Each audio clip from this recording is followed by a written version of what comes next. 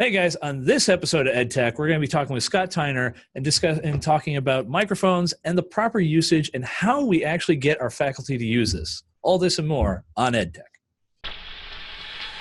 The network for the AV industry. What are you listening to? This is AV. This is AVNation. This is AVNation.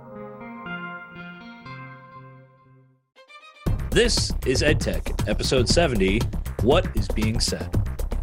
Support for AVNation is brought to you by Biamp.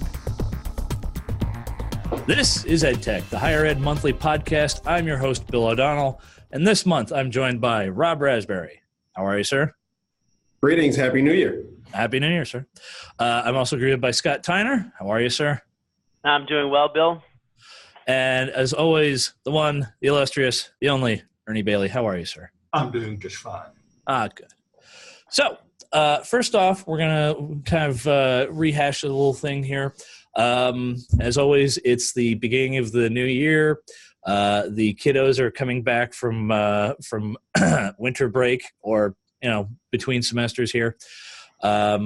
I will say this up front, the first couple of days, I really can't get mad about things, and there's almost seems to be like this kind of lull about things. It's, if you're dealing with tech and you're dealing with faculty and everything, usually the first week or two, it's here's the syllabus, here's the course descriptions, my attendance is this, here's the Blackboard, here's my Blackboard link or Canvas or Moodle or whatever. And then it turns into, I'm actually going to use the room. And then there's folks who just, automatically hit the gas pedal. So I'm just going to kind of go around the room and see how everyone's, what projects they've dealt with. And on top of that, what's usually the warm-up routine or what's the, okay, now it's the beginning of the semester. This has happened. So, Mr. Raspberry? So we're in quarters, so things have started a little later. So we're basically into our second week. So, the normal, classroom general maintenance stuff beforehand, nothing unusual. Our big thing right now is actually the platform we're using right now, which is Zoom. Mm-hmm. We have a site-wide license, and we're working on some bumps and migrating accounts that already existed elsewhere and doing all that kind of merger stuff. So as far as on the classroom end, things are sort of pretty much status quo, just maintained at this point. And that's pretty much it. So the folks go, I want to have a Zoom session in the classroom. And then you go, do you have all your stuff updated? Yeah. Or the people that want to use Zoom within the classroom to, and that isn't that like how you actually cause like the universe to implode on itself? No? Yeah, that infinite loop. Yeah. That's how you have a Napster inside of a Napster? No? Oh, that's a way throwback for our folks there, but still. Yeah. Mr. Tyner? Yeah, we are in our second week of classes as well, and I think you hit the nail on the head there, Bill. That first week or those first 3 or 4 days, where we always sit back and say, "God, it's been quiet. We nailed it. We got everything just right." And then the 5th day, the 6th day, and this week, people actually start using stuff. We haven't had too rough of a start back up. Just different people in different rooms using different pieces of the equipment. So we're actually starting to quiet down again now. We have one of our techs is actually going to be out on paternity leave soon. So we're actually kind of just getting into like Robert said, a mode of let's just keep the boat going. Let's just keep classes running and have a smooth winter and spring. Now, as I say, before I get to anything, there is just one little question I have with you guys, and that is it more of the who moved my cheese kind of bit, or is it more along the lines of, it's a new room, I've never been in this room, what's going on? That's always the fun bit. I think what we tend to see is somebody last year taught in a room and never brought in a laptop. And so something was wrong all semester with it. They just used the dedicated computer. We didn't know. Now this person that comes in is going to use a laptop every time. So now we're discovering that there was something wrong with that. The other thing that we've been dealing a lot with is power outages around campus. And so the guys have spent a lot of time putting in UPSs and the like to keep things running. Fair enough. the ever-loving Power Gremlins. Ernie, as I say, your thoughts there, sir? Well, we're wrapping up week 2 as well. We are a little bit different in that we hit the ground running on day 1. Being a health science campus, it's really just a continuation of the previous semester. Couple of new professors walking in, but the students are expecting, lectures immediately. So that's picked up a good bit. We did over the break replace our the projectors in our last 3 lecture halls with lasers. We've brought our brightness up to industry standard now in all of our rooms. Plus, just the crispness of the laser, the contrast ratio. We're getting some comments from students about, hey, it's much better now, but we've quit getting the complaints about it's too dim or we can't see the corners or anything like that. That's all gone. So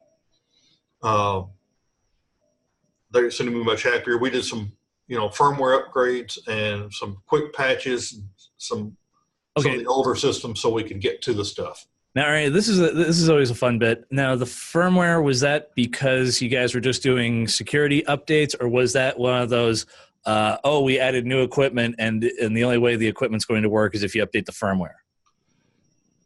Both of those, plus we knew we had some issues since we had the systems down anyway, and we're having to do the patches for the new equipment. We upgraded some stuff so our help desk has better access into the audio systems especially. We were down to really only our BIAMP certified people could figure out how to get into the systems to fix them because we were running such old firmware that the communication didn't really work. So yeah, that's one of those things. Yeah, that's one of those things when folks anytime I suddenly hear, like, in our case, our programmer Damon goes, yeah, I had to update the firmware. And I look and I go, okay. And then all of a sudden I look at it again and I look and I say, that's a Pro 2. What firmware updates? What? You suddenly look and go and say, the only reason firmware gets updated on certain pieces of equipment, it's because it's already hit end of life, or it's been, as I like to put it, it's like, oh no, it's now perfect. Much how at one point I think they released a version of Windows XP. They're like, it's totally patched, it's proof, and they gave it to the military. And I'm going, that's cool. Windows XP, wow. But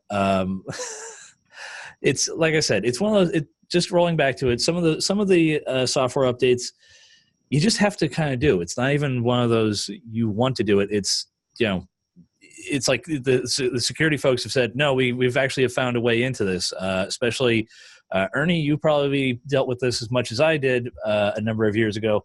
Remember the Heartbleed issue with the codecs? Yes. Yeah, that was non-negotiable. Right.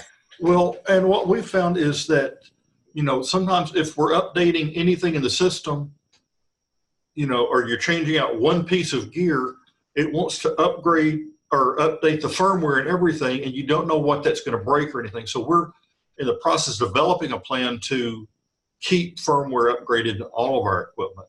That's really a standard IT practice across the campus, and we've been kind of behind, and we're trying to get it fixed before we get caught. Yeah. The only time I ever really worried about firmware updates, now keep in mind this was many moons ago. There have been hardware revisions since then, as well as some other things that went on. However, I do remember many moons ago, some of the Crestron DMPSs, I always got a little jittery when we had to do the firmware updates, but also keep in mind this was when the processors were the QM processors, so it was like it was like trying to put a Yugo engine in a Peterbilt shell. It's like this was never designed. This was really not supposed to happen. Yeah. And then if you did the firmware update, and all of a sudden if I remember right, I think it was like the video board would get an IP address, and if you did this not on your network, like say you just went to Best Buy and got the Linksys wireless router, like I did sometimes, just because I wanted to get the job done. And it held the old IP address, yeah, you would end up pretty much frying the system trying to get the board to release the IP address. Now, once again, things have changed since then. They've made some revisions and everything else, but yeah, I just remember seeing the puff file and going, please, please, please, please, please, please, please. But once again, things have changed. Yes. As I say, believe me, I every now and then I get new ones, but there's nothing that's ever really been that deadly. So anyway, moving on. One of the first articles that we're going to cover comes to us from AVNetwork.com, and it's about how Panasonic has debuted their mobile control app. Now, this isn't really anything that surprising. I mean, once again, yay! It's a manufacturer is now making their own mobile app and everything. It has been around for a while. For if you've ever used Extron, or if you've used Crestron, or gone the route of AMX, or dare I say it, if you've decided to go the realm of Python and make your own. There's a number of schools that have done that. But the way I view it is this. While a mobile control app is good, from an education standpoint, and guys, you're free to discuss on this one, I look at it as this. The mobile app is good, but it's good for, say, our techs. I'm not about to go and say, oh yeah, guys, here you go. Just download, in Ernie or Scott's case, here guys, just download the app and go on your iPad and you can go to town.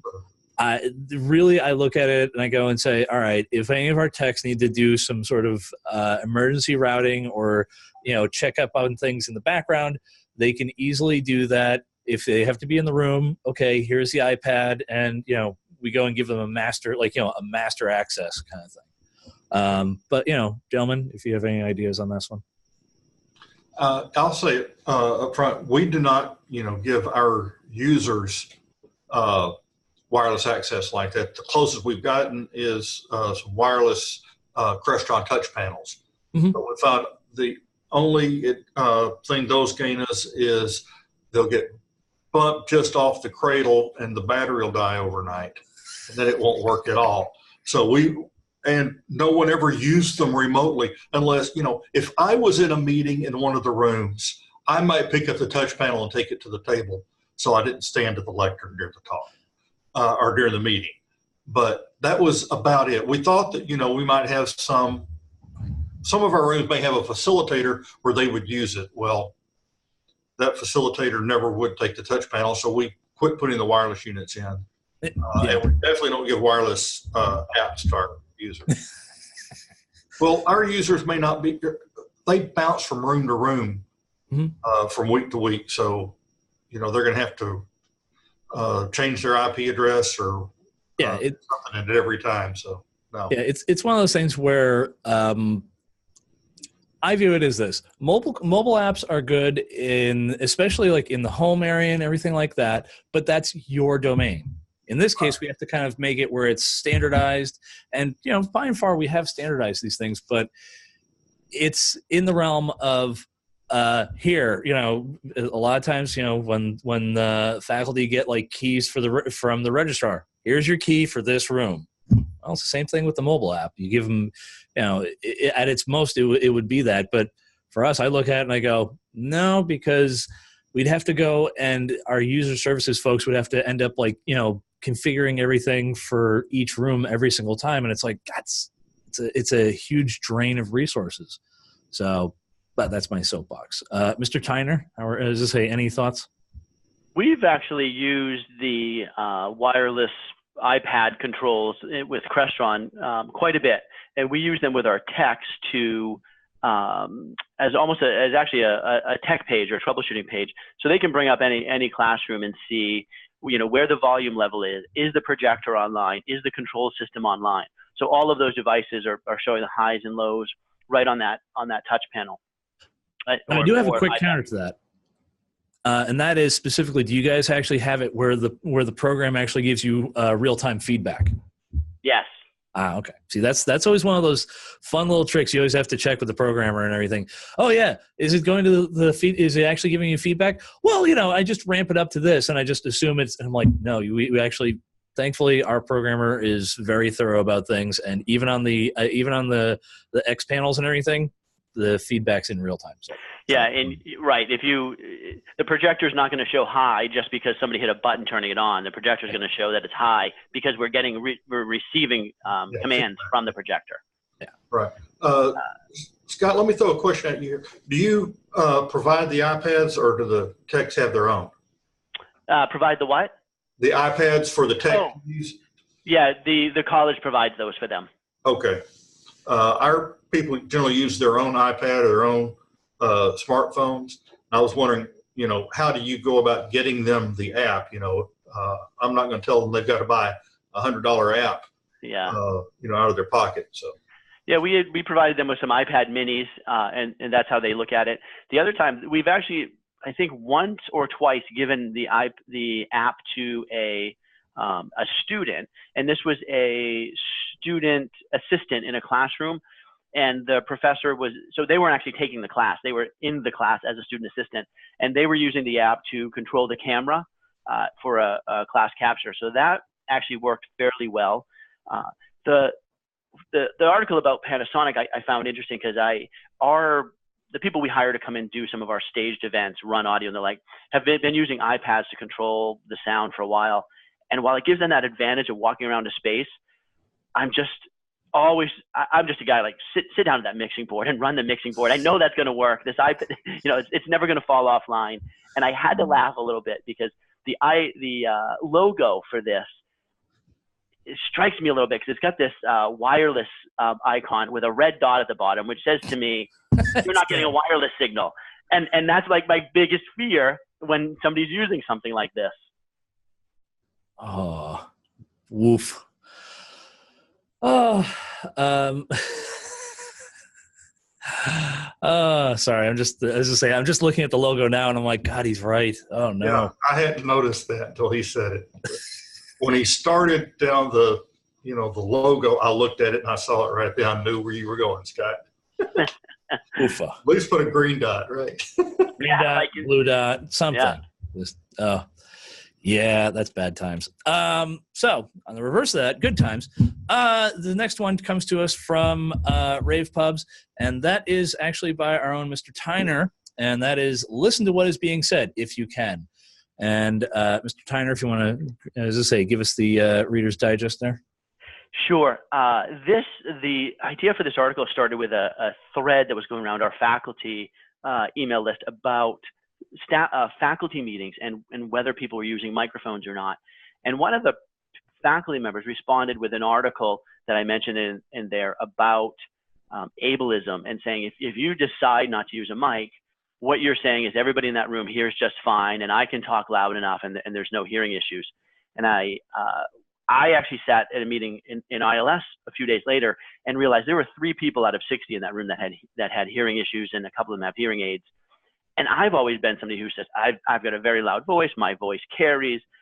I've been to presentations saying I don't need a microphone. And so this really made me start thinking about it differently and saying, why don't we, or are there any institutions out there that kind of have said, you need to use one. It's not a question. You don't stand up in the middle of a meeting and just start talking. Go to a microphone. There's 3 of them around, or pass around a wireless. So it really, for me, was eye-opening and made me start thinking about it in a different way. So one of the things that we actually have had a similar thing here on campus, and it took a little bit of coaxing, but it actually has kind of worked out. It's a little bit of a gimmicky thing, but it's also the gimmick that like folks get a laugh out of kind of deal. And that is whenever we would have like Q&A sessions, we actually went and got the catch box. Now, if you haven't seen this thing, it's a big cube that you shove a mic pack into and everything. And for the most part, I think it's got like an accelerometer in the thing, because the moment you throw it is also the same time where it actually mutes the microphone, so you don't hear the whoosh going through the air. Now, initially, folks looked at it and they were kind of, they looked at it and they're like, and I'm like, here, we're just going to go play catch for a minute. here, let's just go and start playing around with it and everything. Because the alternative was we always have to have a runner. And it's one of those things where I'm not trying to be a jerk, and it's like, here, I'm just going to throw the mic at you or anything. It's literally like, oh, you have a question? You know what? Here, I'll just toss it off, and, the folks can just speak into it. Now, you're always still going to have the folks who, don't understand the mic distance rule and everything. And, you got the folks who are always, for us, we have like the catch box, and folks go, oh, this and this and this. I'm like, you can hold it away. It's not that, it's not that bad. But you're right, though, in the terms of as much as folks go, we're going to, folks can hear me just fine. Yeah. It's also the same reason why, in our case, if there's a space that has more than 50 seats, we also, it's part of ADA compliance, but we also make sure that there's listening assisted devices and everything. But the other thing that we've also noticed, and guys, just, tell me if I'm right or if I'm, crazy on this one, trying to get lecturers or faculty members when they're at an auditorium to get them to actually stay in place in front of the lectern. It's like trying to shove a cat into a bathtub kind of thing. And so one of the things that I've seen a development of, and I'd really like to see further development, is some of the like the beam array mics and everything. Reason being is that you'll get folks who will kind of like, as well as I do, folks will like be looking and saying, yes, and this, and if you look over the slide here, and then they turn back and you're just like, ah. Yeah. So, as I say, guys, if you've seen like, say, like the Shure ceiling array mics or anything, or we've put those in some smaller rooms. We haven't put them in any lecture halls yet. What we have found for a lectern microphone, Earthworks makes a real nice microphone that works off axis. So if the instructor turns to look at the slide, there's very little drop in their audio level. And yes, it's an $800 microphone, but we found it to be worth it in our big lecture halls. It's a one-time expense. So what was the manufacturer there? Earthworks. Earthworks. Okay. I was going to say, I was saying, in case anyone wants to take a look at this, because yours truly writing this down. They've always got some of them. They've got some real nice mics. They've got a good booth at Infocom every year. Now, I want to throw out a opposite problem than what Scott was mentioning. I had an instructor. She's still here, but she thought that if she had a microphone, she could whisper. And her students complained because they couldn't hear her, and she complained because the microphones didn't work. So after, a semester of us not being able to find a problem, I actually ended up sitting in the back of her room. This has been about 4 or 5 years. I sat in the back of one of her lectures, and I went up to her and said, Dr. Nowak, I can't amplify nothing. She tried to correct my grammar. And I said, there's nothing wrong with my grammar. You're not speaking into the microphone. That's why they're not hearing you. And we went through and she practiced, and now she's, they're able to hear her much better because she actually, I said, talk to the person on the third row, when you're wearing the microphone. If you talk to the person on the third row, everybody's going to hear you. And, that works. But that's the first time I'd ever had to explain to someone that the microphone has to have something to amplify. That's a good one. It's interesting, Ernie, actually, because I think you've hit on one thing. Go ahead. No, I was going to say, basically, you sort of run into that, and the interesting comparison is like when you have a room that's outfitted for distance and lecture capture recording, you automatically have to put a microphone in there. That is an absolute necessity. Now, how it works into the room itself, like here, it's the same thing. Auditoriums have microphones. If it's a large classroom, there'll be a microphone. But typically in the smaller classrooms, that's not there. Right. And so Ernie, I think if you run into this again, maybe just do a recording of the person and show them the video. And then they'll be like, oh, I can't hear myself.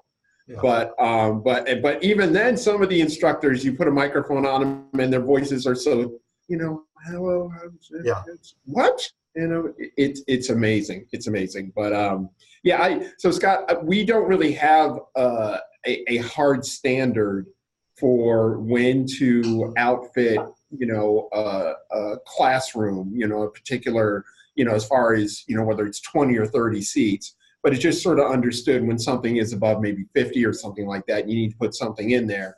And in general, when we're looking to upgrade or outfit a new room, we just, put a lavalier or a handheld on there. We do have some of our upper end collaboration rooms that have the ceiling array mic. And I have personally not seen them used in the auditorium. I imagine they might work great, but that's an excellent article. Because I've had lawyers that sit there, I'm not holding that thing. No, I don't need to. I've got a voice that projects 100 miles, and you're like, no, you don't. But hear that? Yeah. I don't want this on record. I think one of the things that we see, and I think Ernie hit it, and maybe Robert, you did a little bit as well, is it's difficult to do this well. It's difficult to put good sound systems in classrooms and auditoriums and conference rooms that work well, and then it's difficult to talk to a faculty member or any presenter, maybe even a president or vice president, and convince them and teach them how to use it and how to speak. It takes time and it takes effort, and I think that's probably why lots of us haven't really done it very well. It's one of those things where if you look at it from the perspective, it's the great irony in that we're teaching the faculty to use the technology, but it's also this is designed to help you. And then some folks also, as well as I do, some of the faculty become very self-conscious about things, and all of a sudden they hear their own voice coming back, and it's like, okay, but this is just for everyone's benefit. We swear there's nothing bad going on about this. It's kind of getting them used to the bathtub is the best way I'm going to, it's easing them into the bathtub is the best way I'm going to describe it. Right.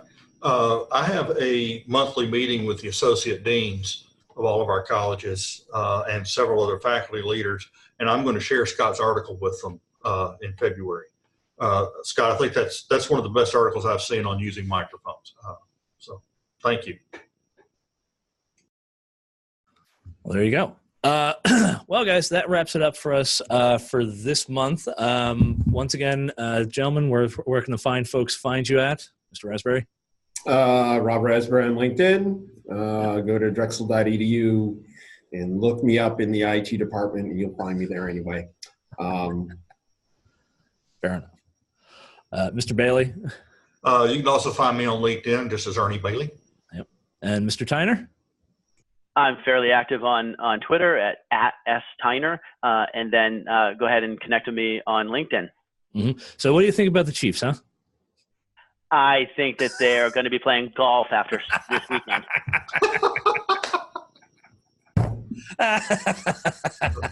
For those of you who don't know, Mr. Tyner is a well-avowed New England fan, round and round. I am a glutton for punishment in the fact that I'm a Mets fan and a Giants fan, so take from that what you will. To round it out, I'm also a Knicks fan, so once again, glutton for punishment. And I would just point out, this probably won't be the first year we've won a Super Bowl and a World Series in the same year.